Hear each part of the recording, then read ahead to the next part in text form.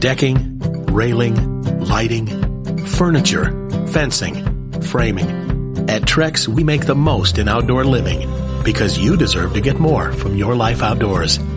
So why not start bringing your ideas to life now with the brand that's engineering what's next? To learn more about all of the outdoor solutions Trex has to offer, or to find a local retailer or a certified Trex Pro deck builder near you, visit Trex.com. That's TREX.com.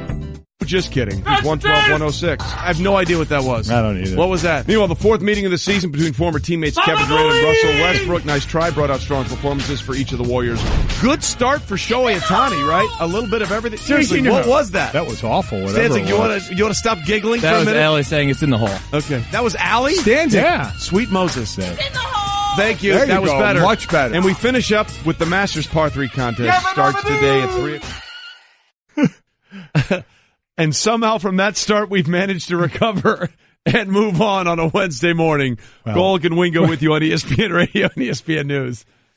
So for those that may need a little explanation why would we need that, an explanation or clarification for that? with the Masters coming up, and this has been going on in tournaments now, obviously, for a while, but with the Masters coming up, there's talk of certain phrases that if fans yell out after the ball is hit, they're going to get tossed. People were talking about if they yell dilly dilly, but that has not been confirmed really, I think, anywhere that you will actually get thrown out for that. But it led us to how old is that stuff? You know, do we still want to hear it? And if you're going to do Did it. you ever want to hear it, honestly? I never really did, but I'll say if I'm sitting at home and I hear a line that I chuckle at, That's fine. then okay, cool. I got no problem with that. Too many people are just recirculating the old stuff, and that does nothing. So, quite honestly, if you recirculate something old, you should get tossed. Yeah. Be creative. Now, we're not saying you should go and do this. I don't think people want you to do this, but we know what, you know what? People are going to do it. Yeah. It's not going to stop. Well, it's going to be stopped a lot more at the Masters. Yes, than that anywhere is else. very true. There's no Yes, it question about that because, again, it's a different deal. You know what they're not? At the Masters, they're not spectators. They're patrons. They're patrons. You know what they don't have? A ticket. They have badges. You know the cool It's thing. all The different. cool thing about that place is, if what I understand correctly, you can go set up your chair, but then you don't have to sit in it, and you can go walk wherever you want. When you come back, you know nobody will have taken your spot. And Yes. aren't the concessions very cheap there? Very, very cheap. I think a Dig that. pimento and cheese sandwich is like $2. Do they stop serving beer after a certain hole? Like That I do not know. But the other thing that's great about the Masters is that you cannot run. They make sure you do not run. Like if you want to go find your spot. So everybody Fine by me. everybody race walks. It's hilarious. Really? You know, they try and do the walking thing as Yeah. fast as they can without actually I running. didn't know that. You can't run. It's great when they open up the gates and people walk in, they're all doing the race walk Oh, thing. that's funny. It's very because you cannot run, That but is you can walk amazing. briskly at Augusta National. It's very funny to see that part of it. So we'll get into that because Jack Nicklaus will be joining us in just a few minutes, and we are delighted that he will be there. We're presented by Progressive Insurance, and all phone guests will join us on the Shell Pennzoil Performance Line. This hour of Golic and Wingo is brought to you by La Quinta Inns and Suites. Book at LQ.com and win at business. And nobody knew how to win when it came to the Masters or majors than our next guest. Ladies and gentlemen, we are delighted to be joined on the Shell Pennzoil Performance Line by 18-time major winner Jack Nicklaus. Get the feeling of being rewarded with gold status at Shell with the Fuel Rewards program. Download the Fuel Rewards app, join, and start saving 5 cents a gallon today. Jack, good morning. Happy Masters Week, and thanks for being with us. Sure, Trey. How you doing? Very, very well. How are you? I'm doing great.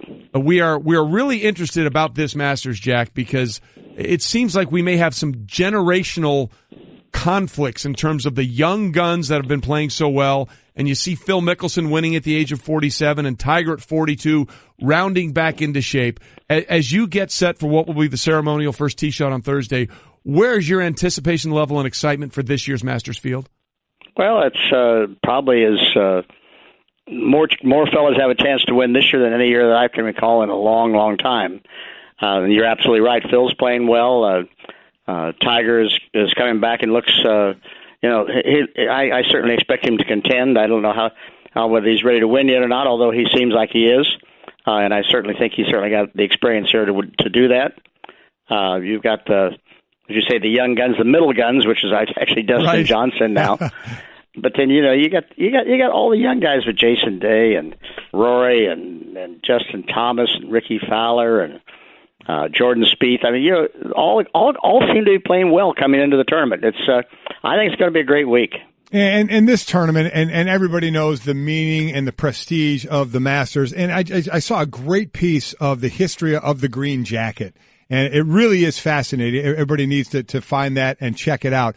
And a couple of fascinating stories, and yours was one of them, Jack. You told it during this piece.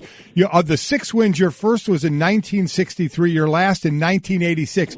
But explain to everybody that you didn't get your actual jacket, I believe you said, until 1998. Why did that happen? They just never gave me one.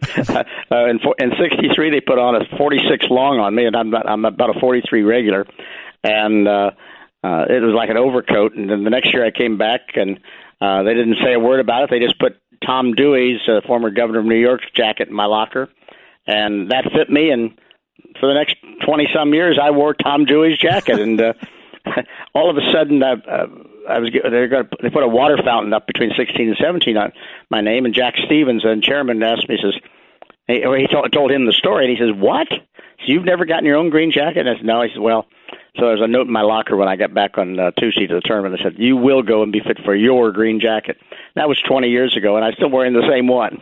That's amazing. That's amazing. The guy with more green jackets than anybody really never got the green jacket his own until 12 years I after. never got my own. I feel very abused by that. But yet somehow, Jack, you found a way to persevere, which is the most important thing. That's right. 18-time major winner Jack Nicklaus with us. Hey, head to Nicklaus.com for more information about what Jack is doing with his foundations and his businesses. And obviously, that was a big part of the Honda Classic this year, the charity that you guys have set up and Barbara have set up for the Children's Hospital there and everything you're doing in that area, which is great. But where would you put the state of golf right now? Because it seems like, as we talked about with Phil and Tiger coming back and with all these young guns, it feels like golf is at a place that maybe it hasn't been in a few years, and it's really sort of been a rejuvenation for the game. I think it's been fabulous. I think that tournament golf is as good as it's ever been, probably better than it's ever been. And, I thought it was pretty good when I played. Of course, everybody likes to think their own era is pretty good. But I think it was good then. But I think it's fantastic now, and I don't ever really sit down and watch golf, but I have lately a little bit because there's so many guys that have a chance to win, and I'm interested in all of them. And a lot of them are members of the Bears Club down in Florida here, and I talk to them all a lot. I mean, I talked to Rory a lot. Rory's one I didn't mention. I think, of course, obviously he's playing fantastic. Right. And John Rahm, I didn't mention him. John Rahm is playing fantastic. I mean, all these guys are playing well, and every time you turn around, another one's playing good. And so, you're just going to sit there and say, you're going to sit back and just say, wow, boy, is that another great shot? Is that another great round? It's what it is. Jack, all sports evolve over time between the athletes, their size, their strength, and equipment as well. So when you were in your heyday and playing at Augusta and how that course needed to be played by greats like you and other players then, as opposed to how it needs to be played now, is it much different or is it close to the same? Well, I think Augusta's done a really good job in being able to adjust the golf course to the golf ball. I mean, the golf ball basically goes 50 yards further than when I played, or has the capability of going 50 yards further. And, these guys are bigger, they're stronger. I mean, they called me Big Jack. I mean, I was no Big Jack. I mean, I was 5'11" and a half, and, I weighed about 185 pounds, and these guys today are 6'4", 6'5", 220 pounds, and they're obviously going to be bigger and stronger than I was, and I certainly hit the ball longer than anybody when I played, but now today they've got all of them hit it out there, and they all hit it out another 30, 40 yards past where I hit it. Jack Nicklaus with us, 18-time major winner, 6-time winner of the Masters, which gets underway tomorrow.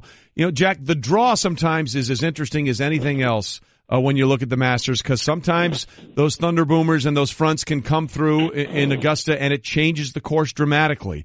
It looks like for the first 2 days the weather's going to be really great, maybe a little chilly in the morning on Thursday, but sunny and warm on Thursday and Friday, and then the potential of showers on Saturday. How much does that affect how the field is played out every year at Augusta? I think it makes a tremendous difference. We're supposed to have a little rain this morning, and it's supposed to be fine this afternoon, but the golf course will not dry out, which means that the score should be relatively low. If we have a little wind, that might keep it up a little bit, but because the greens will be soft and they'll be there for the taking. And then if it rains again on the weekend, then it'll be soft again. So I think you're going to see some pretty low scores if that's the case. And when you get that, then the field is generally bunched too. When you get a high, dry sky and the wind's blowing, the greens get fast and firm.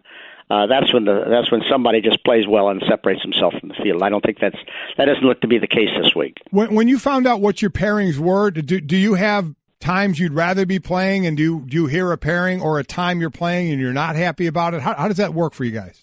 Well, at Augusta, they for some reason they have several pairings that are like at 2:00 in the afternoon, and those are the ones you didn't want to get. Although they finally went back and changed it a few years ago to where they now put an early and late starting time for everybody. They didn't used to do that. You used to have a late starting time like at 2:30, and one guy might have played at 9:00 the day before, shoots a good round. And he might play a little later, but it's not adjusted by the field. It's adjusted by score. But now they go 2 rounds and then they play, which I think is a much better way. So I think it's equitable. I always like to get it. I didn't like that 2:30 starting time on the first day though. That was not my favorite. And fortunately I didn't get it too often. I mean, I got the 1:00 or 1:15 or something, but that was about as late as I got. And along those lines, did it matter who you were grouped with? Did that come into play at all? Well, I was always hoping I was going to be playing with the national amateur champion because that's who the defending champion plays with. that was my favorite pairing, and so. No, I didn't really care who I played with. I didn't make a difference to me who I played with, except in the last couple of rounds, I wanted to make sure that I was playing with somewhere near the leaders. That meant I was near the leaders too. Jack Nicklaus with us, 18-time major winner, 6-time winner of the Masters. It's interesting what he just said about the late start. Everybody hates that. Like as NFL players, they always hate waiting around for a night game. You just want to get out there and get going. That's right. But, it's interesting. You hold the record as the oldest Masters champion at 46. Phil Mickelson turned 47, and he won this past year. And Tiger Woods, of course, is now at the age of 42. If you had to look at the 40-somethings, is there one that you think has a better chance? Because Phil's won this thing 3 times, and he's already won this year at a pretty high-level event. And then Tiger is getting there, but still hasn't broke through in the winner's circle yet. Is there one of those old guys at this point you'd lean more on one than the other? Well, I think it'd be pretty hard to lean one way or the other. I think that Phil's playing really well. He's swinging nicely. He's putting well. He's got a lot of confidence coming in. But Tiger's Tiger, and Tiger's now starting to play well, and he almost won a couple of weeks ago, and he's been right there every tournament he's played. So, I'm to choose between the two of them. I think it would be. I think it'd be a little far-fetched to say that the two of them are going to come down to the end because I've got too many young players in there, but the two of them will be there. Yeah, that's always been my dream scenario for this year. You have Phil and Tiger paired together in the second-to-last group and some of the young guns in the top group. That would be the dream scenario for me. But as for Tiger, are you surprised that he's been able to swing the way he's swinging now after the back fusion? Because I think we all thought if he could sort of be healthy, it might be good. But the fact that he's had the fastest recorded swing on tour this year, Jack, is absolutely remarkable when you think about what that back has been through. Well, Tiger's pretty fit, and he's kept himself fit. And I sat next to him, which I usually do at the Masters dinner last night. We talked a little bit about it, and I thought that his swing is his head's much more level than it was, and I think it has to be because he can't bend down in it because of that fusion. But I think that's helped his golf swing. I wasn't too worried about Tiger coming back with a golf swing as long as his back stayed together. What was the issue was always going to be a short game, and when your back's killing you, you can't really stand over a chip and you can't stand over a putt. And now he can. He said, "I have no problem standing over a putt and chip." That's been his whole issue, and so and I'm sure that he's practiced a lot of that. So I don't think that. He's learned how to play around the fusion, and if that stays together, he's going to be a force for quite a few years. One of the things is athletes talk about, Jack, is reps. Is I need to get my reps in to get better at this, to get better at that. And when Tiger talked about, I just need to get out and play tournaments and get reps. So in my sport of football, reps means one thing for an amount of time. What does it mean in golf? I know you can't pinpoint it to an exact time, but as far as how many reps, how many tournaments that a player would need when they've been out of it to get back into it and get back into that flow again? Well, generally, when you've just taken, a couple of months off and had an injury and come back, then maybe it's 1 or 2 tournaments. But in Tiger's case, it's been, 2 or 3 years. And actually in 10 years since he's won a major. And so, that takes a little longer. He's gotten back amazingly fast, but until he wins, that'll be still taking reps for himself. And it may take him, maybe this week, it may be, 3 or 4 months from now. But as I said, I think if his body stays together, I think he'll put enough reps in that he can play. And I think he's 42 years old. He understands the game. He's won 1,000 tournaments, and he's just real good, and his mind is good, and so and particularly right now it's really hungry. Right. He hasn't played for a while, and all of a sudden he says, "Man, I can play again. I'm going to be ready," and that's what he's doing. I think that's fantastic. Yeah, you can certainly see the fire in his eyes out there that wasn't there when he was trying to limp around the golf course for a couple of years. And obviously, a lot of eyeballs, Jack, will be on Tiger because of the attention he brings, and it's just a different level. The ratings spike when he's in there. But Rory McIlroy, you brought up his name up, who won at Bay Hill and just blitzkrieged the field on Sunday with that unbelievable 8 under 64. Has a chance now this week to join the most exclusive fraternity really in all of golf, which is one that you're a part of. Only 5 men have won the 4 professional majors as they're currently constructed. And the interesting thing is, Jack, it looked like in 2011 the Masters was going to be his first major, and then he sort of fell apart on the back nine, shot a 43 and an 80 on Sunday, and then went on to win a Congressional, and now has a chance to add the green jacket to the other 3 majors that he's got. How seriously do you think his chances are, knowing what's on the line for him in terms of history? Well, I don't think what's on line for him is history. I think it's just playing in a golf tournament and playing the Masters is what's on line for him. And I saw Roy. I talked to him a couple of times last week, and I watched him hit some balls last week. Unbelievable how well he's swinging. I've never seen him swing quite as nicely as he's swinging right now. He's taking the club back beautifully, setting it in a great position. His tempo is great. He's got confidence. He's going to be tough to beat.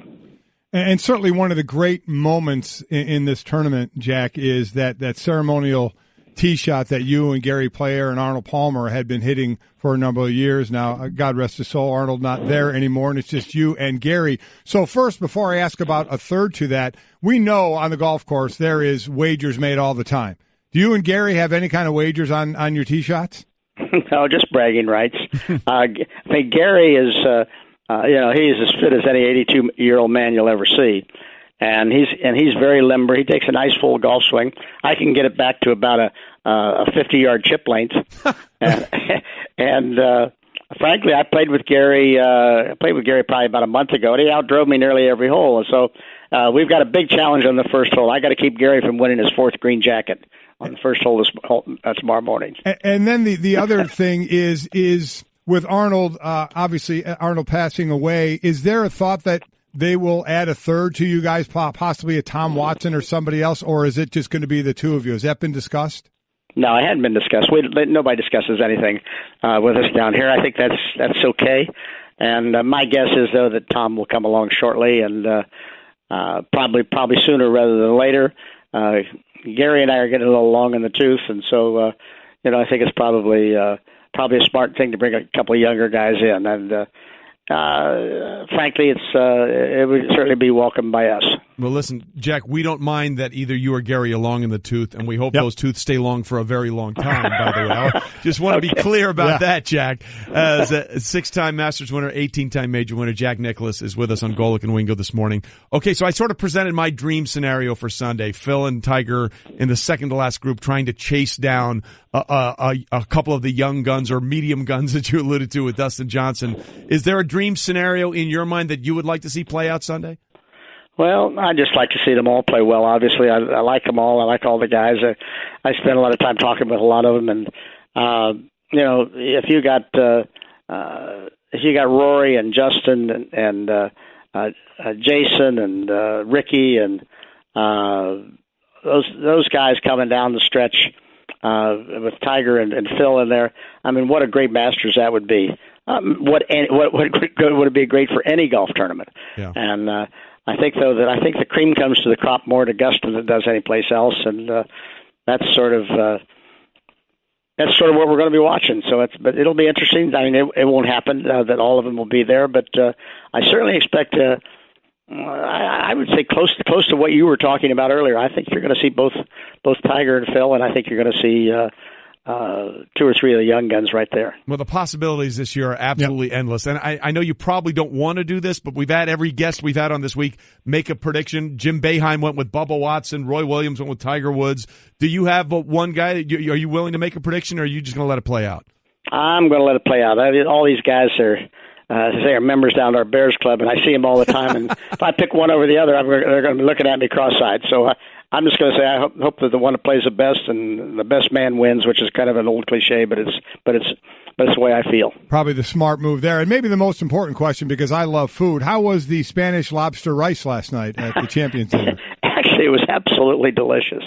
Sergio had a nice menu. He tried to get an international flavor. I think he had 10 different things in the salad that came from 10 different countries, and his Spanish rice was from his the rice with the lobster from his hometown, and then he had a dessert that it was his wife's.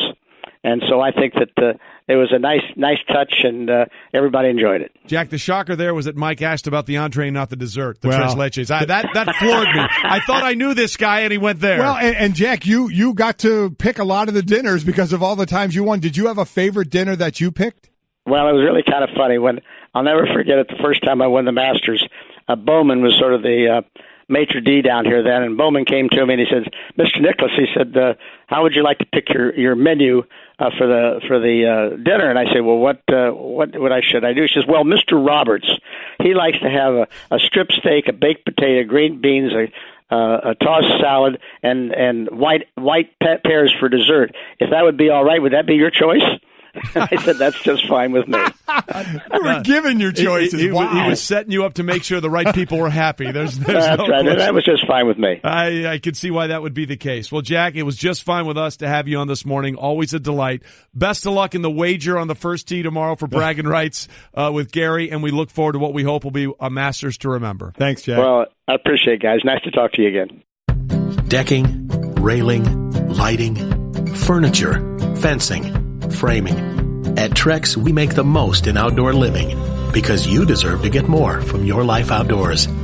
So why not start bringing your ideas to life now with the brand that's engineering what's next? To learn more about all of the outdoor solutions Trex has to offer, or to find a local retailer or a certified Trex Pro deck builder near you, visit Trex.com. That's Trex.com. Hey everyone, Mike Golic here. Support for the Golic Wingo podcast comes from our friends at Rocket Mortgage by Quicken Loans. Chances are you're confident when it comes to your work, your hobbies, your life. Rocket Mortgage gives you that same level of confidence when it comes to buying a home or refinancing your existing home loan. With Rocket Mortgage, you can apply simply and understand fully so you can mortgage confidently. To get started, go to rocketmortgage.com/Mikes. Equal housing lender, licensed in all 50 states, NMLSconsumeraccess.org number 3030. Golic and Wingo, moving on a Wednesday morning on ESPN Radio and ESPN News, presented by Progressive Insurance. All phone guests join us on the Shell Pennzoil Performance Line. And our next guest is the Shohei Ohtani of ESPN. Yes, he is. And one of the few people that could follow the great, like Jack Nicklaus, who we just had, who was just fantastic. And now Adam I'm Schefter. following Jack Nicklaus. You're following Jack Nicklaus. I should not be doing that. Adam Schefter and following the Golden Bear. Our insider, Adam Schefter, joins us in studio, giving us the Straight Talk. Brought to you by Straight Talk Wireless. Best phones, best networks, no contracts. I say that because not only is he a great NFL insider, he's obsessed with the NBA. He does a great job with that. And before we get into the Brandon Cook stuff, I have to tell this story about Adam Schefter. A few years ago when I was still doing the women's championship, the women's basketball tournament. Easter night, exactly right. I was in San Antonio. I think it was 2012. No, it was 2011 or 2010. I apologize. And the Final Four was there, and that was when on Easter night, Adam broke the big news that the Eagles were trading quarterback Donovan McNabb. Not only were they trading him, they were trading him in the division to Washington, which never happens. So I sent Adam a text. I said, "Hey, man, great job breaking this story." And the text that he sent me back will live in infamy, and I think it should be on his tombstone. And when someone ever asks me about who is Adam Schefter, this is what I tell them. He sent me back a text. "Thanks, Trey. Live for these stories. kill for them. There you go. So that should be who Adam Schefter. Whenever we put him up on screen, it should be Adam Schefter. Live for these stories, kill for them, and he broke another huge one yesterday with Brandon Cooks going to the Rams. Before we even get to that, you were also you switch over and do basketball as well, and you were interviewing LeBron James, obviously about basketball, but also about the Browns, right? That was great. Yeah. Friday night, I had never met him before, and obviously I've got great respect and admiration for what he's done and who he is. And I was sitting outside their locker room at halftime, waiting to talk to Larry Drew to ask him a couple of questions for a third quarter report. And he walked out, LeBron did, and he saw me. And he said, you get lost? What are you doing here? And I went over, shook his hand, we chatted briefly, and then had the chance to talk to him after the game again after they won, and he put on an unbelievable performance. And I asked him what the Browns should be doing with the number one pick, and he's rattling off names of all the prospects. He knew everything. Oh, yeah. It was great. Yeah. Well, what you should have done, what are you doing? You said, I'm breaking the news that you're being traded. That's what you should have done. And he would have been like, wait, what? And then he would have mad That at you. would have been a good answer. And then he wouldn't have been mad at Nick Saban. He would have been mad at you. But anyway, we'll get to that. By the way, the latest episode of the Adam Schefter podcast features 49ers head coach Kyle Shanahan and Vikings GM Rick Spielman and Lions new head coach Matt Patricia. Who was excellent, by the way. Matt Patricia was really good. Literally a rocket scientist. So, I mean, talked about the pencil in the ear. Yeah. Talked about what stood out about the Patriots Super Bowl loss. He was really good. He's a great guy. Well, we'll look forward to that, and we'll make sure we download it and listen. But I find this move by New England. Look, we all know the Rams are all in. That's pretty clear, and they're out of the Odell Beckham thing. But before we get to the Patriots, what does this do to the Odell Beckham Jr. trade market? Is it completely dead? Do you think? I don't think it's dead at all. Okay. I just think it takes the Rams out of there, and I think the Giants are absolutely open to listening. They're absolutely open to moving him if they get the right offer. Not shopping, but listening. Not shopping, but listening. But they have a price. Yeah, but they're not shopping. You can spin it any way you want. The bottom line is they'd like to move on from him if they get the right price. They're not going to just trade him to trade him, I don't think. Right. But I think it's pretty apparent that they'd like to move on from him. That's interesting still. Everybody has to love, especially Rams and Rams fans, what they're doing. And we get it. They don't have a quarterback big price tag yet. They got a couple years toward that, so we're doing a lot of investing right now. But from the Patriots side, Adam, okay, now they got 2 picks like Buffalo and Cleveland in the first round, 5 picks in the first 3 rounds, 4 in the first 63. So what do they do? Here's the fun, trying to figure out what the Patriots are going to do. And that's the great part about it, is that we're talking about the Patriots in this draft with the intrigue that we talk about the Browns or the Buffalo Bills, okay? The Patriots are right in that conversation because for the very first time under Bill Belichick, they have double ones and double twos. And when you have double ones and double twos, you can do what you want in a draft. You could go back, you could go up, you could trade for another player, you could do anything you want to do. You see the trade yesterday flash up there on the screen where the Patriots get back the first-round pick from the Los Angeles Rams. So they're now sitting there at 23 and 31. Right. And the 2 twos, the one from Jimmy Garoppolo and their own. What are they going to do? Now, you could try to figure out what they're going to do. Yeah. And I think, as you pointed out, Trey, last year, they may have traded all their initial picks. 6 of 7. 6 of 7 of their original 7 picks, and they forfeited the other one because of deflation. So, I mean, it was look, whatever they have now, they won't have when the draft rolls around, and they won't use them during the draft. So, look, I know it's impossible to get inside the mind of Bill Belichick, but let's be clear. There's 2 paths they can take here, Adam. Yep. The Patriots can say, we've got a bevy of picks. Let's shore up everything we have to make sure that we have we keep this run going for as long as Tom Brady is continuing to play at this level. Or from an organizational standpoint, look, we got to start thinking about beyond the TB12 era and start looking forward to the future and building the franchise going forward. What's the more likely scenario? Well, I think in a perfect world, and again, you have to see how the draft shakes out because you just don't know what players are going to fall. But I think in a perfect world, they do draft a quarterback to succeed Tom Brady, whether that's at 23 or 31 or with one of their second-round picks. Or 6 or 5 with a package. Or trading up. Yeah. Or trading up if there's a certain quarterback that they like at a certain spot. Do you know if there's a quarterback they like better in this draft? I can tell you this. I know they're doing a lot of work on quarterbacks. Okay. Where that takes them, who knows? But I can tell you this, that in a perfect world, they come out of this draft with a successor for Tom Brady, whether that's with any one of their first 4 picks or later on. I think in a perfect world, they go earlier rather than later on the quarterback. Let me bring, so forgetting the quarterback, because we don't know what their system says on who they like, but how important and how much goes into the fact of trying to get him even if it's at the end of the first round because of that 5th-year option as opposed to the second round when you lose that? Well, listen, again, they're doing the work on the quarterbacks and have been doing it since the season ended. So one of their big jobs here is to find a guy that they believe they can plug in. Look, they had that guy in Jimmy Garoppolo. Mm-hmm. They found that guy in the second round and brought him along and groomed him, and he was ready to do exactly what he did in San Francisco. And that's why there was so much hesitation to initially deal him, and why a lot of people, myself included, thought they wouldn't be dealing him at all, and then turned around the day before Halloween, the day before the trade deadline, and dealt him that Monday night to San Francisco. So that's the biggest hole of all the holes that they have. And you could say, well, you have to win now when you've got a 40, 41-year-old quarterback. I get that.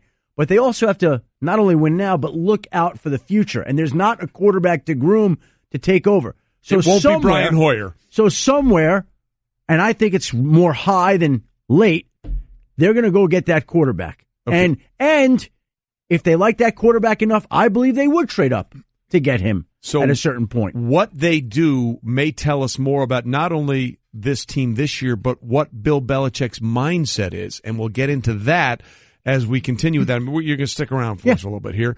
Winning at sports and at sports broadcasting means changing things up. Just like La Quinta Inns and Suites is changing up their look. A renovated lobby that's so contemporary it even makes Golic look cool. Yes, it does. And a totally updated fitness center that even has Wingo feeling like a workout. I'm ripped. Plus plenty of comfortable spaces to hang out. Yep, this La Quinta look definitely has a vibe of victory. So you can just relax, refresh, and get ready for your next big meeting. Prepare to win at business with La Quinta Inns and Suites. Book now at LQ.com. All right, we continue on Golic and Wingo, ESPN Radio, ESPN News. Adam Schefter in with us in the last segment. We asked him to make his Masters pick. He said Russell Henley. Who are you picking? I'm not sure yet. Yeah. I'll come to that conclusion in less than an hour and 13 minutes. Yeah. Justin Rose has never bet either, right? Justin Rose has never bet. I'm telling you. Well, you know what? Based on the way they're playing and what's at stake, I may go with Rory McIlroy. I mean, then he would be the sixth to win all four. I still have a lot of research to do and things to break down before I make my pick. Yeah, sure you do. Yeah. By the way, we'll hear from Rory next hour. Okay, Adam with us, not only an NFL insider, he does everything, and pulling Russell Henley out. Well done. Nicely done on your part. That's Shefty's pick for the Masters. Russell Henley, Georgia Bulldog. So then the question becomes, this Patriots, what they do with these first two. Because I think, Adam, how they play these picks will tell us a great deal about two things. One, what's going on with Tom Brady, but maybe more importantly, what's going on with Bill Belichick. Because if they're all in and they use these picks to solidify things around the team, then I think they're trying to get one more ring before it all goes away. I may be naive here, but I think that Bill Belichick is going to do what's right for the organization, taking his situation out of it. But that's an interesting question, because what is right for the organization? What's right for the organization is if there is a quarterback there that they like and identify sets them up for the future. That you go ahead and take him. Then to me, that would say that Bill Belichick has no interest in retiring from this.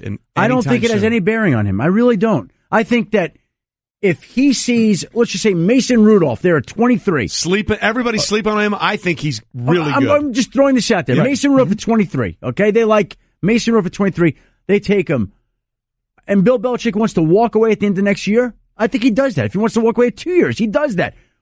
I think what he does with the quarterback position is totally separate from his decision about how long he wants to coach. So you're saying he makes a football decision like he's been doing for decades. Correct. For what's good for the team at that time. That's what I believe. I agree. I just think he's in that mode of how, and the mode of not being able to figure out what they're going to do, quite honestly. But it would not shock me at all if they were to grab a quarterback, because they have enough ammunition with the other picks to do other things as well. I do think they can have their cake and eat it too by getting a quarterback if they want, and then they have the other picks to work on either drafting players or using it to get veteran players, which we know they've done so well over the years. Point of parliamentary procedure, you got that one wrong too. You can't have your cake and eat it. You can't. That's not the issue.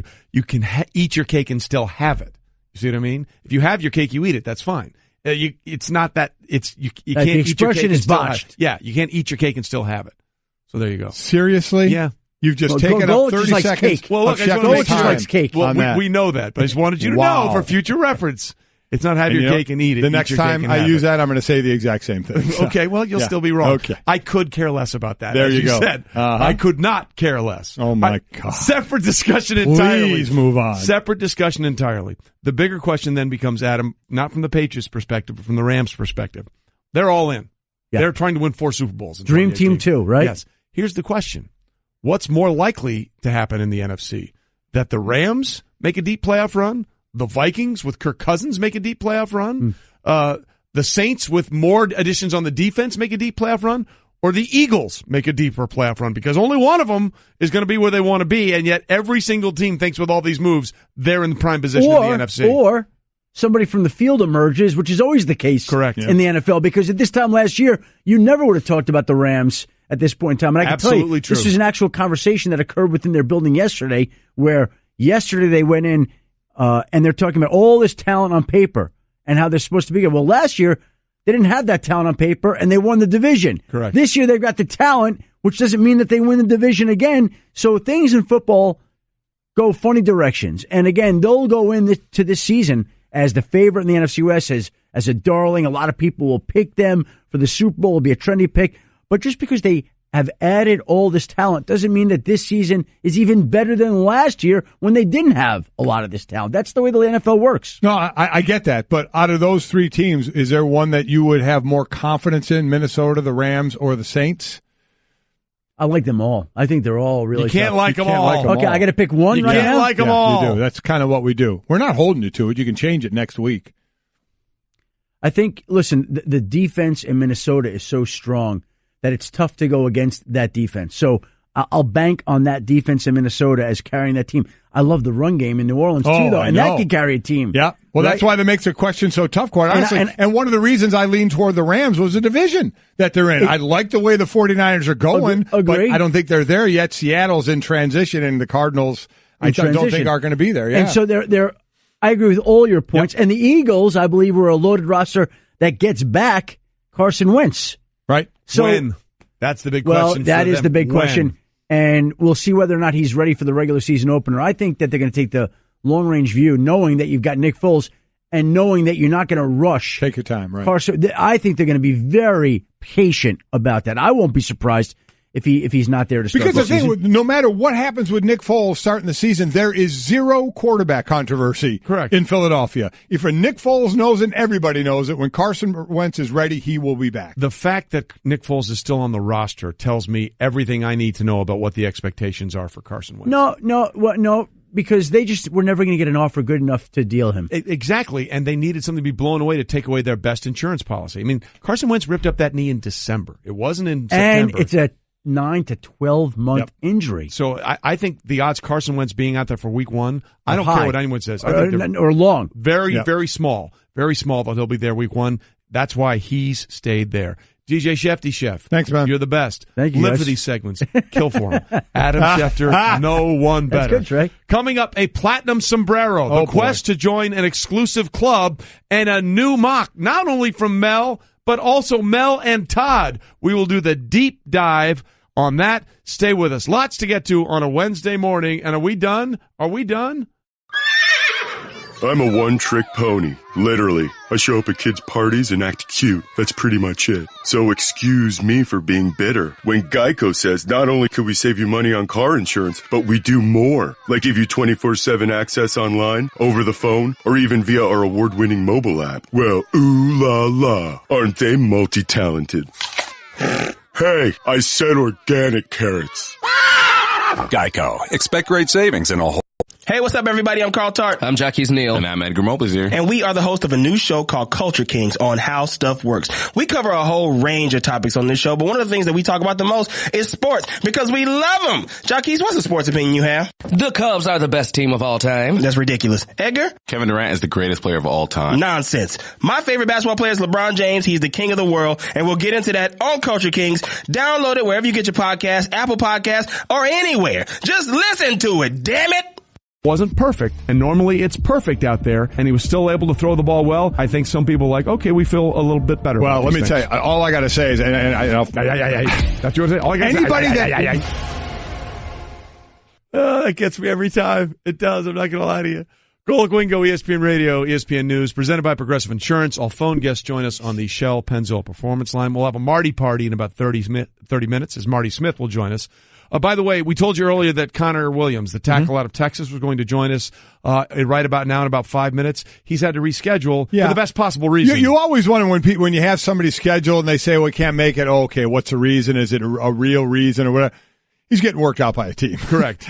That takes precedent, the job interviews, over coming on with Golic and Wingo. No doubt about that. Sorry I can't play in your silly little sandbox. I have something more important to do, which we understand. Absolutely. And we wish Connor the best, and hopefully he'll reschedule. We want to have him on because his story is fascinating. Yes, it is. But, hey, have a great visit with the team this morning and today, and do your thing. We will chat with him later. Hey, before we get into what's trending, Golic is mad at me because I corrected him about a phrase again. Earlier he said I could care less, and I said, no, it's I could not care less. I never get that right, which isn't shocking. No. Well, I thought you said you were the intellectual. Oh, God, no. 0 for 4 today in Bretomology. Yeah, and speaking of Bretomology, Brett wants to chime in because you said, look, you can't have your cake and eat it. And I'm like, yeah, that's exactly right. You can have your cake and eat it. What you can't do is eat your cake and have it and still have it there for you. And Brett brought up a really fascinating thing that I thought about that expression used the right way. So it was when it was initially conceived in like the 1600s, that's how it was. It was eat your cake and have it. And that is an uncommon way for people to say it now. Now, somebody who said it the right way, which is the way that Trey says it, was Ted Kaczynski. The Unabomber. And that was one of the reasons why the FBI was able to identify him through his writings, because his brother was like, oh, that's how he says it. So Trey and the Unabomber, same guy. Oh, no, well, no. You want to go with that? No, I want to go with Trey and the Unabomber's brother helped bring the Unabomber to justice. Yeah. I'm going to go that way if you're okay. You know which Brett. way I'm going to go? Whatever narrative you want to push. Yeah, thank you. You know what narrative I'm pushing? Yeah. Have your cake and eat it too. There you go. I'm going to stick with it. There you go. Well, so you're 0 for 5 then, too. Hey, 0 for 4, golden sombrero, platinum sombrero, doesn't matter. And you now are just like Giancarlo There Stanton. you go. So that's the big win for everybody. And moving on from that entire garbage is the bigger win for all our listeners and viewers.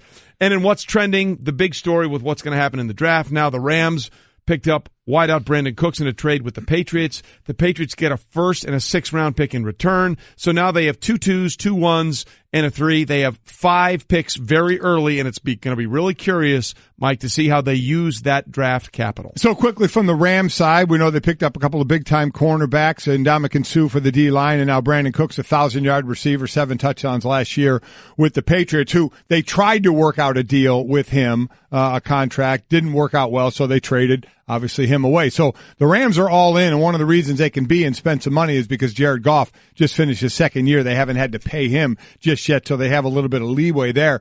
As far as New England is concerned, wow, 2 firsts, 2 seconds, ammunition to do whatever they want, whether it's move up, move back, trade for veterans, use those picks, draft the next quarterback. And your guess is as good as anybody else's, because have fun trying to figure out what the New England Patriots and Bill Belichick are going to do. But, man, do they arm themselves. Last year, 6 of their 7 original picks, they didn't pick in those spots. Correct. So you don't know what direction they're going to go, but they have the ability to have their cake and eat it too. Or eat their cake and have it too. The interesting thing, look, we're talking about the 1st round pick, and this is just because I'm kind of a draft geek, that the 6th round pick they get back is pick 198. 198. And, of course, it was Tom Brady who was taken with the 6th pick and 199 all those years ago in a year where they may be looking for the quarterback to replace Tom Brady. That one just stuck out to me. Well, Mike Golic and Giancarlo Stanton can wear the same sombrero, but we're not booing you here for yours. Giancarlo Stanton, after a great Yankees debut in Toronto, where he hit 2 home runs in his first game as a Yankee, had his home opener, and it was one for the ages, just in the worst possible way. Yeah, 0 for 5, 5 strikeouts. Last strikeout was in the 8th, got booed going back to the dugout. And he had no problem with it. He said, you play that bad, you deserve to get booed. I've always said, I don't have a problem with anybody if you want to boo somebody for a performance. They'll get better. It's very early in the season. But, again, the 2 home runs on opening day, Judge still not with one, and Stanton now has 9 strikeouts on the year, Judge 7 strikeouts, and that's the thought is how many home runs are they going to hit, but along the way, they're going to strike out as well. Yesterday just happened to be one of those unfortunate games for Mr. Stanton. Yeah, he owned it. No question about it. He definitely did, and what are you going to do? I mean, you're not going to talk around that one. You got to bat 5 times, you struck out 5 times. Yep, that's correct. Look in the mirror, right? And he did. But again, if I'm a Yankee fan or an opposing team's fan in the AL, The bigger concern is your big acquisition went 0 for 5 with 5 strikeouts, and they still bludgeoned the team. Yeah, they did. 11-4. Mm-hmm. Didi Gregorius had 2 3-run homers. So, look, Giancarlo can have off days, and the Yankees are going to be just fine with that batting order. Certainly seems. There's no way around that. So that was what's trending. And again, we told you we're going to have Marty Smith coming up in a few minutes. The Marty Party continues to storm across America. And he's getting some unbelievable guests for his podcast. He got Tiger Woods. He also got Rory McIlroy. He's a guest on this week's episode, which you can and should download and subscribe on the ESPN app and Apple Podcasts. And Rory, of course, comes into the Masters on a really good run. He shot an 8-under a few weeks ago at Bay Hill on Sunday to win Arnold Palmer's Invitational. Absolutely blitzkrieg the field. And Rory now is 1 green jacket away of doing what only 5 other golfers have done. It's called the Career Grand Slam. Win all 4 of the professional majors as they're currently constructed. That list, by the way, is Gene Sarazen, Ben Hogan, Jack Nicklaus, Gary Player, and Tiger Woods. They're the only 5 guys that have won all 4. And Marty talked to Rory about the idea of him slipping on that green jacket this year and joining that most exclusive fraternity. So you look at any other sport, and you're trying to join a club that only 5 other players ever have been able to achieve. For me to be able to put my name alongside those guys for the rest of time, it's pressure, but it's an opportunity. It's an opportunity to do something very few people in the world have been able to do, and I'm excited about that. When you're walking to the first tee on Thursday, what are you thinking? Is that anywhere in there? Like, is nowhere. That even, yeah, okay. No, that is the furthest thing from my mind. The only thing I'm thinking about on that first tee shot is what I'm hitting off the tee, where the wind is, what shot I want to hit, and that's it.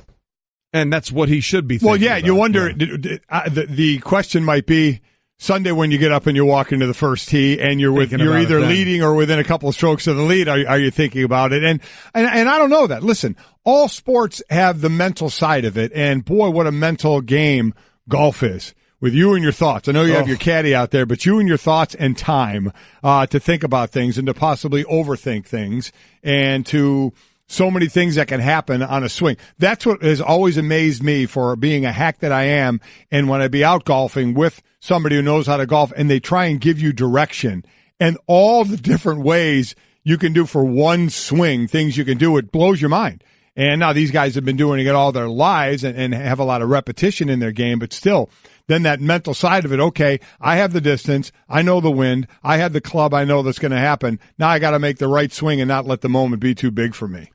And the interesting thing about that with Rory is that he's been in that position before. He was, in 2011, the leader, by 3 or 4 strokes, I think, going into the final round in 2011. He was up by 4 strokes and gave away a bunch of shots. It was 37, a 1 over going into the back 9, and then absolutely imploded. Hooked his drive so far left on 10.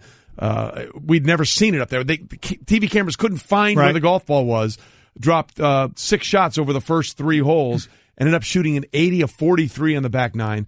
And, of course, it wrecked him because the very next major he went out and blitzkrieged the field at Congressional and won the U.S. Open. But it is interesting or ironic, however you want to look at it, or coincidental, that it looked like he was going to win his first major at Augusta, and now he is going to the podium, going to the first tee this year with a chance to complete the career Grand Slam. He's won every other one except this one, and I'll see if it plays out. He tees off at 1:38 Eastern Time tomorrow and is grouped in a really great grouping with former Masters champion Adam Scott and one of the best in John Rahm, the best young players on the tour. And earlier today on Golic and Wingo, it was our pleasure, and it will always be our pleasure, to have the great Jack Nicklaus on the program, 6-time Masters winner, 18 majors in his career. And he talked about the idea of Rory maybe being the one guy to watch in this tournament more than anybody else. I saw Rory. I talked to him a couple of times last week, and I watched him hit some balls last week. Unbelievable how well he's swinging. I've never seen him swing quite as nicely as he's swinging right now. He's taking the club back beautifully, setting it in a great position. His tempo's great. He's got confidence. He's going to be tough to beat. You know, Jack didn't want to make a pick when he was on with us. He said, I know a lot of these guys. I see a lot of these guys. I don't want to do it. But he really digs Rory. I think he was kind of leaning that way. I really, and just in past interviews and hearing him talk, he really likes Rory's game. Yeah. A lot to like about Rory's game, obviously. So we'll see if he can get that career grand slam. Well, we put everybody's pick on the board. Jack said he wasn't going to pick, so I'm not going to cross Jack Nicklaus. So we're not going to put him on the board. No. But we both kind of feel, kind of feel like he's leaning. We're not going to write it down, though. No. We're not going to do that. Nope. The interesting thing about Rory, though, forget the swing. His putter had gone cold for a long time, and he was making everything at Bay Hill. If his putter warms up, kind of like Jordan Spieth.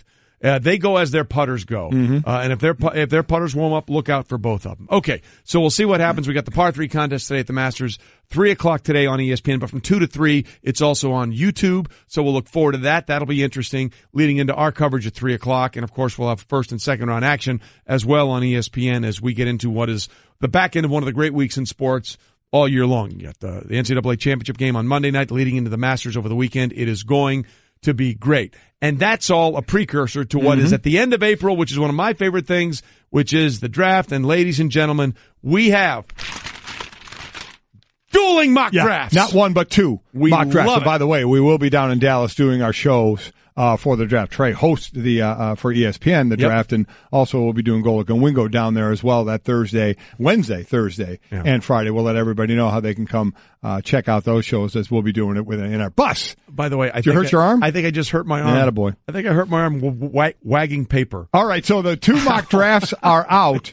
One of the biggest changes. Go ahead, I'm in pain. One of the biggest changes, if you look back at Mel's mock draft 3.0, there were the 4 quarterbacks that we keep talking about. Josh Allen, he had number 1, Sam Darnold number 2, Josh Rosen number 3, and Baker Mayfield 5. But he had Lamar Jackson 15 to the Arizona Cardinals.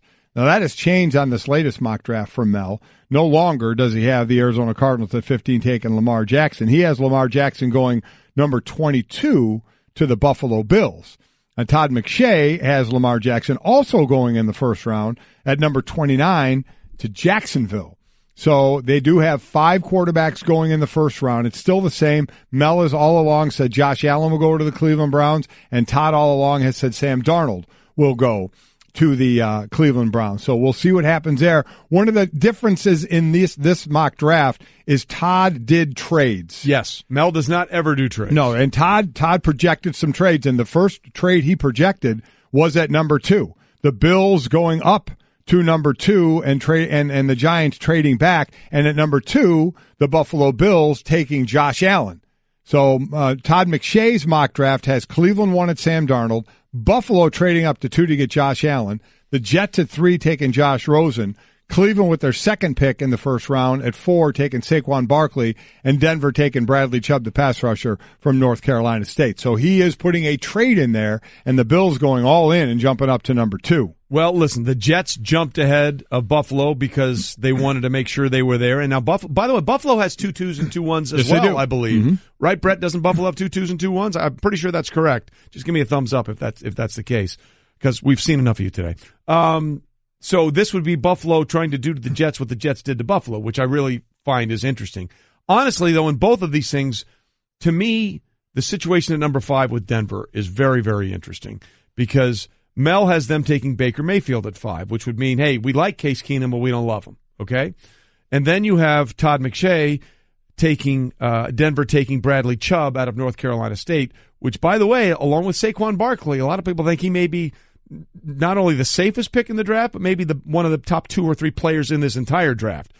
So if you're going with Bradley Chubb, basically Todd is saying that Denver believes that Case Keenum can be there for a few years. Right. And be the answer for a few years. And let's try and rebuild that defense that won us Super Bowl 50, where you had Von Miller coming off one end and you had DeMarcus Ware coming off the other.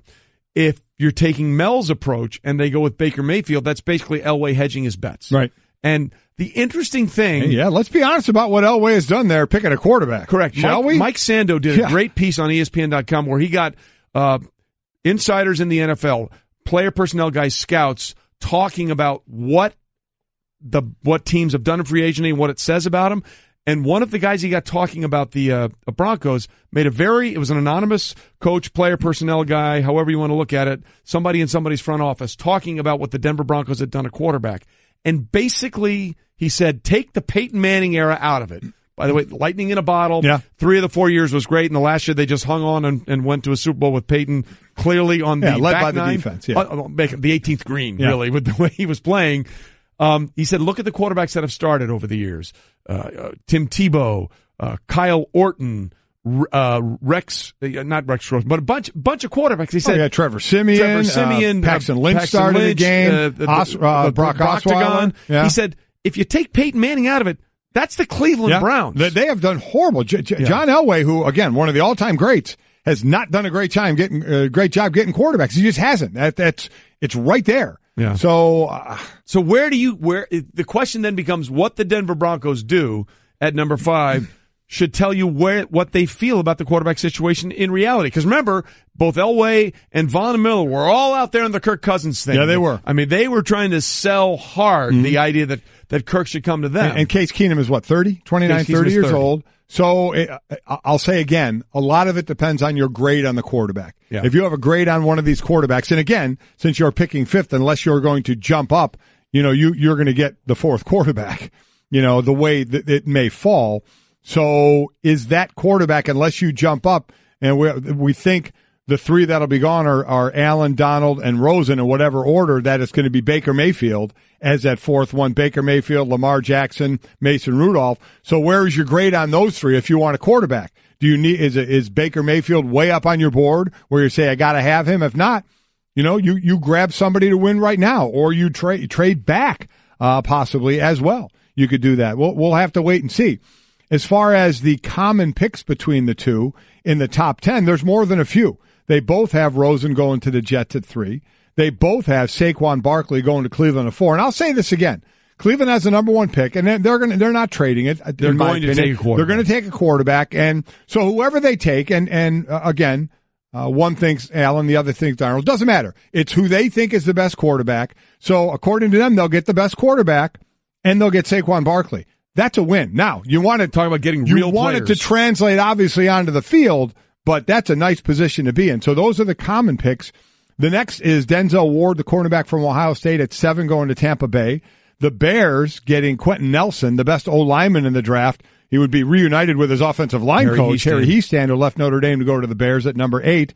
Minkah Fitzpatrick, both have him going number 9 to the San Francisco 49ers, DB from Alabama, and Roquan Smith, your Butkus Award winner, is the top linebacker, going number 10 to the Oakland Raiders. Yeah, look, the thing that's really interesting to me, and Buffalo can be part of this because they have the ammunition to move up, but to me, the 2 teams that I'm going to be, especially in the first round, that I'm going to be really focusing on and see what happens with them, what Denver does at 5, because they still believe that defense is good enough to win.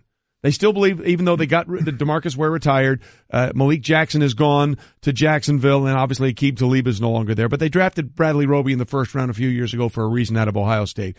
They think he's a starter to go along with Chris Harris Jr. The core of that defense is still there. So what Denver does at 5, I'm very curious about. And then, of course, where New England goes with their 2 picks. Do they trade out, or do they try and trade down and get maybe one of these quarterbacks that other people are coveting? Well, those things will be really interesting to me. And really quickly about that, we keep talking about Mason Rudolph. Both these mock drafts go into the 2nd round. So just to give you a little flavor of that, both of them only have 1 quarterback going in the 2nd round, and it's Mason Rudolph. Todd McShay has Mason Rudolph going pick 47 to the Arizona Cardinals, and Mel has Mason Rudolph going pick number 63 to the New England Patriots. That'd be very fascinating. Look, I think Mason Rudolph is the one quarterback a lot of people are sleeping on. We'll see what happens with him going forward in the draft. So that'll be coming up. We'll look forward to that, and we'll continue to talk about the draft all up to our coverage at the end of April on ESPN and on Golic and Wingo, no question about it. Meanwhile, Mike, you want to share a personal story? Yeah, definitely do. A hell of a man in my life passed away yesterday morning, and he was my defensive line coach. Most of my career was with the Philadelphia Eagles, and Dale Hopp was my defensive line coach. He coached, myself and obviously Reggie White and Jerome Brown, God rest both their souls, and they all got reunited when Dale passed away. So I hope the 3 of them are having a great time. And yesterday on text, I was texting with Clyde Simmons and Mike Pitts and Andy Harmon and Steve Kafusi, guys that we all played together on that D-line, and Dale was our coach. And as I said about Dale on Twitter, it's different in high school and college. Your coach is kind of your coach. There's no real relationship there. He's your coach. You don't really grab this friendship with a high school coach or a college coach, maybe till after you leave and come back. It's different in the pros when it's your profession, it's your business. You have a working relationship and then a friendship as well. And Dale was a great coach, but he was a better man. And we were all better players and people for knowing him and being with him for the years we were. So he's a tough coach. I mean, he was that old school tough coach. But those are usually the best coaches. Without a doubt. He was tough, but he was fair. And he had no problem getting in the face of any, including Reggie White, if Reggie was making a mistake, which didn't happen often. But still, one time he got on exactly. him. But he would. But I mean, Dale with that again, that group of us, that was a D line. That was an incredible D line, thanks to obviously Reggie, Jerome, Clyde Simmons, and those guys. But a man that'll be missed. You talk about, people always ask me which coaches had the biggest influence, and a lot of times I go back to my high school coach of John Story and Bill Gutbrod. But as far as college and the pros, I would go right to Dale Hopp, and what he was as a coach, but as a person as well. Just a damn good guy. He was 88 years old and he passed away yesterday morning. So as I talked with a lot of my buddies yesterday, we'll get to see each other again over a sad occasion, but we'll certainly relive a lot of great memories with Dale. So, rest in peace, Dale. We love you and gonna miss you for sure. Decking, railing, lighting, furniture, fencing, framing. At Trex, we make the most in outdoor living because you deserve to get more from your life outdoors. So why not start bringing your ideas to life now with the brand that's engineering what's next? To learn more about all of the outdoor solutions Trex has to offer, or to find a local retailer or a certified Trex Pro deck builder near you, visit Trex.com. That's Trex.com. Hey everyone, Mike Golic here. Support for the Golic Wingo podcast comes from our friends at Rocket Mortgage by Quicken Loans. Chances are you're confident when it comes to your work, your hobbies, your life. Rocket Mortgage gives you that same level of confidence when it comes to buying a home or refinancing your existing home loan. Rocket Mortgage is simple, allowing you to fully understand all the details and be confident you're getting the right mortgage for you. To get started, go to rocketmortgage.com/Mikes. Equal housing lender, licensed in all 50 states, NMLS, consumeraccess.org number 3030. Golic and Wingo with you on ESPN Radio and ESPN News. We are presented by Progressive Insurance, and all phone guests join us on the Shell Pennzoil Performance Line, including the one-man celebration who joins us now. The Marty Party continues. Marty Smith, Marty Smith's America, the podcast. Downloaded and subscribe on the ESPN app and the Apple Podcast. Marty, good morning. You are on hallowed ground this morning at Augusta National. How excited, first of all, are you to be there at the Masters? Well, good morning, boys. That's right. The party's in town. I'll say this.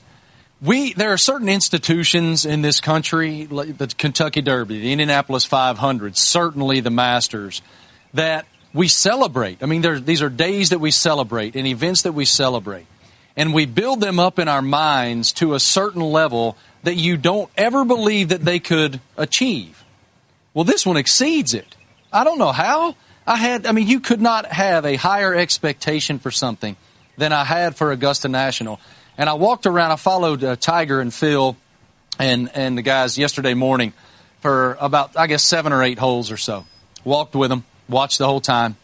And I was just completely taken aback at how gorgeous everything is. And, you see it on TV, and it's like, well, man, that's gorgeous. I wonder how they do that. Well, it's a whole other level being here. It's a green I've never seen, and I've been to Ireland 3 times. That is a good way of putting it. It is one thing, as Marty Smith joins us, the one thing that I think a lot of people that go to Augusta for the first time don't understand is how hilly the course is. I don't think that translates a lot on television, but once you get there and you're actually walking that course, you realize this is not just a stroll through a park somewhere. No, and when you do it in a tailored suit and the sun's really hot, it's a different thing, Trey. That's why I only went 7 or 8 holes with them. I had to get inside, brother. I needed that AC. Man, the undulation here is crazy. I mean, it really is. You're right. In all seriousness, it is extremely hilly, and you don't realize that on TV. You cannot respect or appreciate the actual. Is topography the right word? That is. Am I making a word up? That's I might it. be. Is that the right word? Okay. Yeah. My geography professors from Radford will be thrilled by that. Anyway, you can't respect that until you're actually here. And, that's you notice that sometimes. I always experienced that when I did auto racing so much. You can't respect the actual live event until you're immersed in it. And this is one of those events, and not just the topography. That's going to be my word of the day. Bingo. But also the tradition and the reverence and the appreciation. One thing that I found to be the most interesting so far is in today's world, whether it's the NFL or it's NASCAR, most leagues are doing everything they can to determine how to make cell phones more usable at their events. How can we make that user experience? Let's add Wi-Fi, all of that mess. And this place, you can't even have your phone. And what I've noticed is because of that, you're more engaged in your fellow man. You're more engaged in the event itself. You're more engaged in that reverence and tradition. And I'm all in. We need more of that.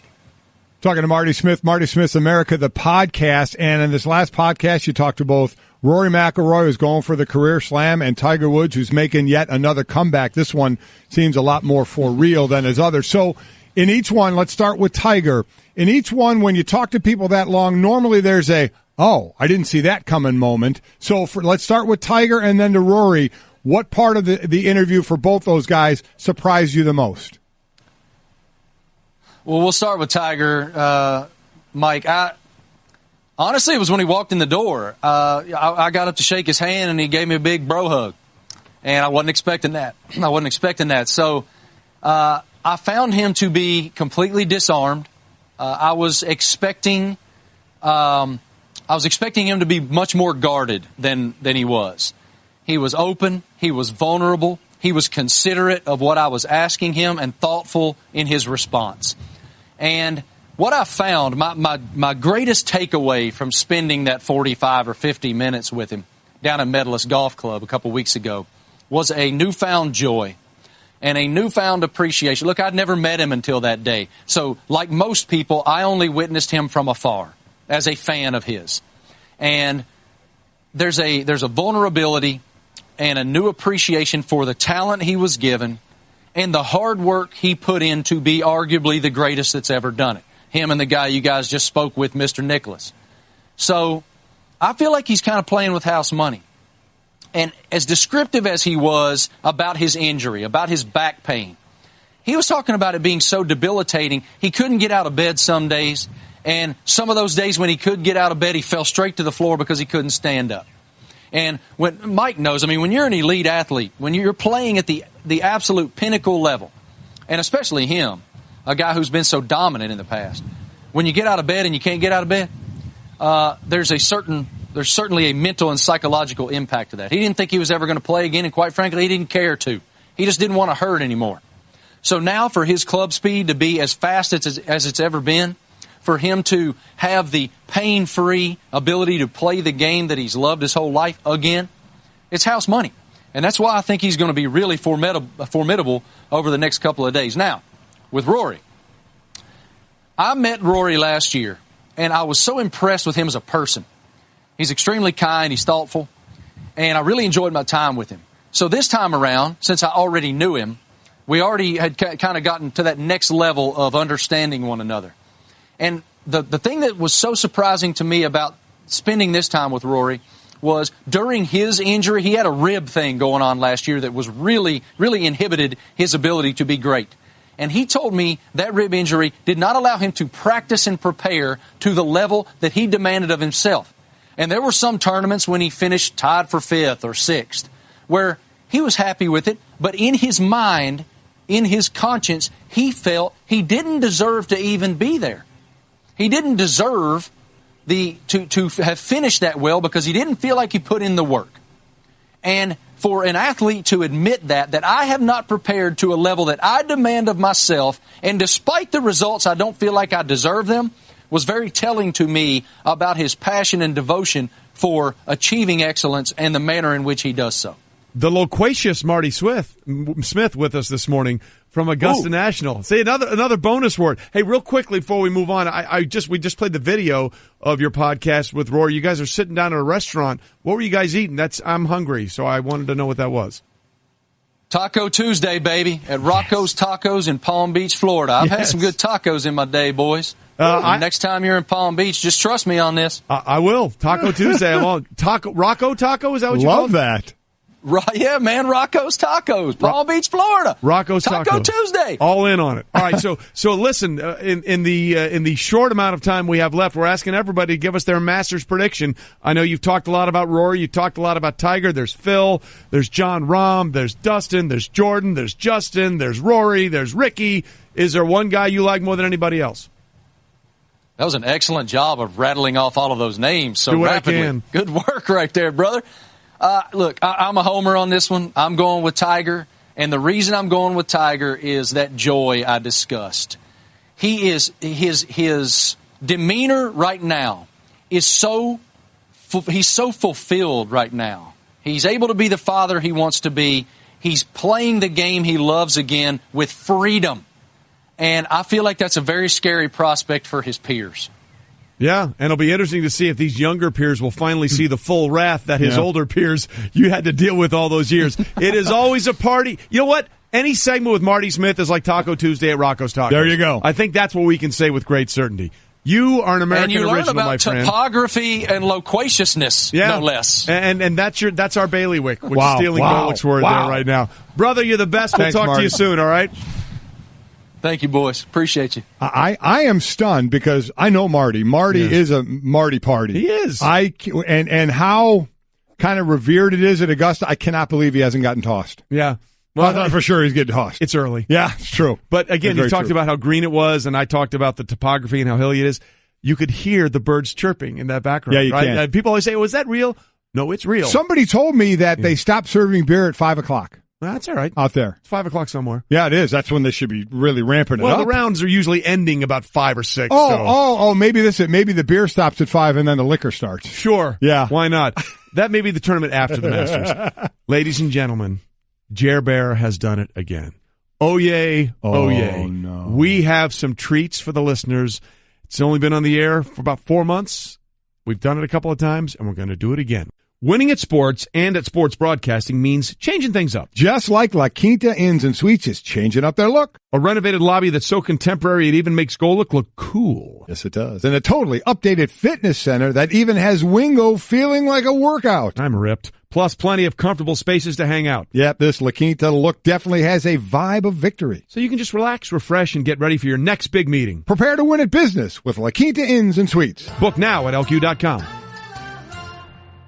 All right, Golic and Wingo here with you as we're putting an end on this show in some way, shape, or form. We'll try and close the show better than we started because the show sort of got off the rails at the beginning. I'd say so. If you weren't with us this morning at 6 a.m., why weren't you? Because we had to be here, so you should be here too.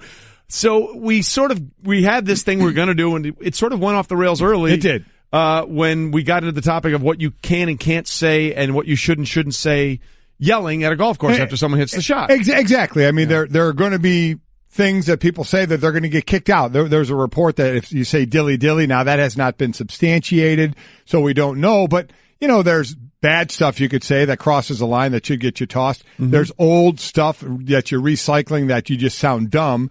And then can you say something, new and fresh that will get a laugh? So we started to do the show, and then Stanzik, who, by the way, is the perpetually most unhappy man on the planet. Yes, he is. Got something that tickled him, and they tried to yell stuff at us as we were going through the show. Tried to. I mean, you did. You did, yeah. And they did, and some of the stuff was funny. Some of the stuff had no effect. And then this one popped out that no one could figure out what the hell just happened. Joey Ohtani, right? Yeah, we didn't know what you said. It sounded like someone had stepped on the tail of a cat. Yeah, it did. Again, this is what it sounded like. Joey Ohtani, right? It sounds like Boo Boo Kitty or Hello Kitty got kicked. All right? Sounded horrific. As it turns out, it was Allie trying to yell, "Get in the hole," and it just came out like, "Meow." Yeah, it did. So it was an absolute mess. Yeah, it was. And then Stanzik lost it and was giggling more than a 13-year-old girl at a Carly Rae Jepsen concert. There you go. So it was just off the rails completely. But to sort of get it back, we are bringing back the town crier. Jer Bear, extraordinaire. The town crier is here telling you what you can and cannot say and what you should and shouldn't yell out at a golf event. Hear ye, oh yay, Buckingham Palace hereby announces with a vehement aggression the denouncement of terms of distraction, disrespect, towards the great Alistair Mackenzie. Potatoes! Or threats to the crown of Augusta. The punishment to be handed down to any offender, whether they noble or peasant, is removal from the court. Is death. It's death. That didn't go the way you thought it would now, is it? No? That's what I thought. So it is with the heaviest of hearts I hand down the fate. All masters attendees are hereby decreed by the Royal Crown of Augusta National. Silence. Oh my gosh. Okay. Yeah. There you go. Jerry is the best. Did he end up saying deaf? It was deaf? Yeah. Well, might be a little stream. Again, this is not, this is for all, we played it for all golf tournaments. Yeah, we did. All golf tournaments. It's an expansive collection. So that was, we brought the show full circle. I love Jerry doing that. I do. They're so fantastic. Good. It's just so good. And I want to throw this one out here, obviously, as well. We are talking a lot about what the Patriots are going to do with these picks. Yep. Mm-hmm. And, you know, quarterback, Adam Schefter was in here, said quarterback's in play, whether they move up to get one or they hang back and maybe take Mason Rudolph towards the back end of the first round or maybe a later one. But then I thought about this. Remember that video of Bill Belichick working out Bradley Chubb? Yes. Defensive end out of North Carolina State. Yes. Who, along with Saquon Barkley and Quentin Nelson, people feel like maybe more than anything else could be the best players in this draft. There was a little exchange between Bill Belichick and Bradley Chubb after that workout where Bill basically said, hey, you're a great player. No chance you'll be there when we pick, but best of luck to you. Maybe, just maybe. You're diving into that one. I'm just throwing it out there. Of Bradley, where they would have to move up to? Yeah, well, they got 2 2s, 2 1s, and a 3. But they aren't really known for going up and doing that. That would be a stunner to me. I personally don't see that happening. One thing they're known for is not using the picks as they're presently constructed. True, but more often than not, they go the other way. Without question. Right. Without question. Doesn't mean they won't. I get it, but wow, that would be a jump. That exchange just sort of... Sticking with you, huh? Yeah, a little bit. Not saying it will happen, but just tuck it away. Tuck it away. Is it sticking with you like maybe too many tacos on Taco Tuesday? Or From Rocco's like Tacos? Yeah. From what my man Marty has said, you can never have too many tacos on Taco Tuesday. Say from that Rocco's to a friend Tacos. in a closed room. You never know. Yeah. So here's the one thing we know for sure, because they had 7 picks last year. They didn't use any of the 7 as they were presently given, and the one was taken away from them by the deflation sensation.